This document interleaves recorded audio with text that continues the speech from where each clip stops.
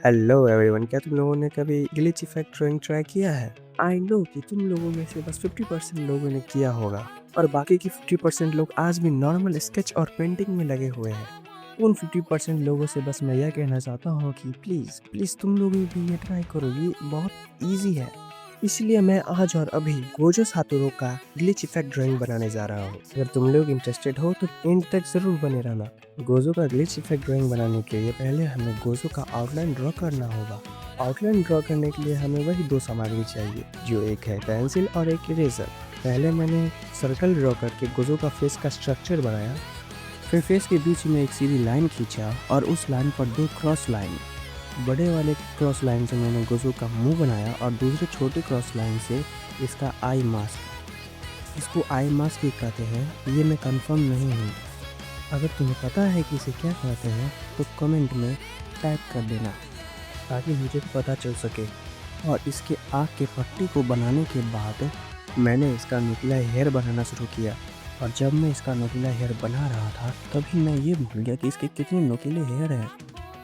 फिर मैंने इसको काउंट किया और फिर उसके बाद बनाया। हेयर बन जाने के बाद मैंने नोज को एक लाइन और दो पॉइंट से बनाया।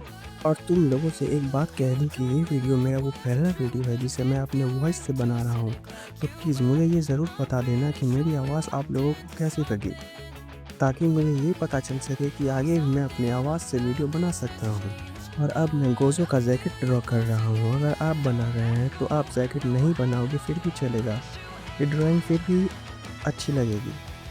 और अब हम यहाँ पे हमने जो आउटलाइन ड्रॉ की है उसमें ब्लैक मार्कर से दोबारा चलाएंगे ताकि हमारा जो ड्राइंग है वो अच्छा दिखे, परफेक्ट दिखे। तो अगर आप कोई ऐसी ड्राइंग बना रहे हो उस पर अगर आप ब्लैक मार्कर चला दोगे तो आपका बेकार ड्राइंग भी अच्छा दिखने लगेगा। तो इसके आउटलाइन पर मार्कर चलाने के बाद मुझे याद आता है कि मैंने गोजो का ईयर ही नहीं बनाया है। फिर जल्दी जल्दी मैं मैग्नीफाइंग पेंसिल उठा के गोजो सातोरू का ईयर बनाना चालू कर देता हूँ। सोचो अगर मैं ड्राइंग बिना ईयर के बना देता तो मेरा ड्राइंग कितना भद्दा लगता। तो आप ये ऐसी भूल भूल कर भी मत करना, क्योंकि ऐसी ऐसी भूल की वजह से हमारा अच्छा बनने वाला ड्राइंग भी बेकार बन जाता है।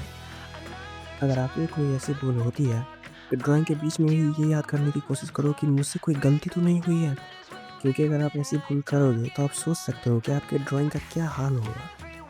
और अभी मेरा गोजो सातोरू का दोनों ईयर बन चुका है।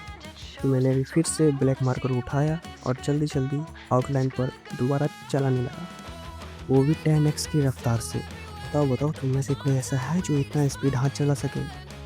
हालांकि वो बात अलग है कि मैंने वीडियो की रफ्तार को तेज कर दिया है। ईयर और हेयर में बहुत पतली पतली आउटलाइन थी तो इसलिए मैंने इसे पेन से किया। और मुझे यहाँ पे फिर याद आता है कि हेयर में जो पतली आउटलाइन थी उसे मैंने बनाया ही नहीं है, इसलिए मैंने उसे डायरेक्ट पेन से कर दिया ताकि कुछ समय बच जाए। लेकिन अगर आप बिगिनर हो मेरी तरह तो तुम पहले पेंसिल से ही करना। तो यहाँ पे हमारा ब्लैक मार्कर का काम ख़त्म हो चुका है। अब यहाँ पे हमें दो सबसे इम्पोर्टेंट काम करना है। पहला, ब्लू मार्कर से ड्राइंग के राइट साइड डबल आउटलाइन करना है और लेफ्ट साइड में रेड मार्कर से।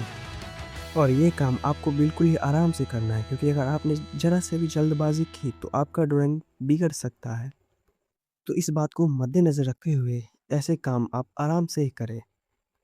डबल आउटलाइन हो जाने के बाद मैंने रेड कलर से ग्लिचेस बनाए लेफ्ट साइड में।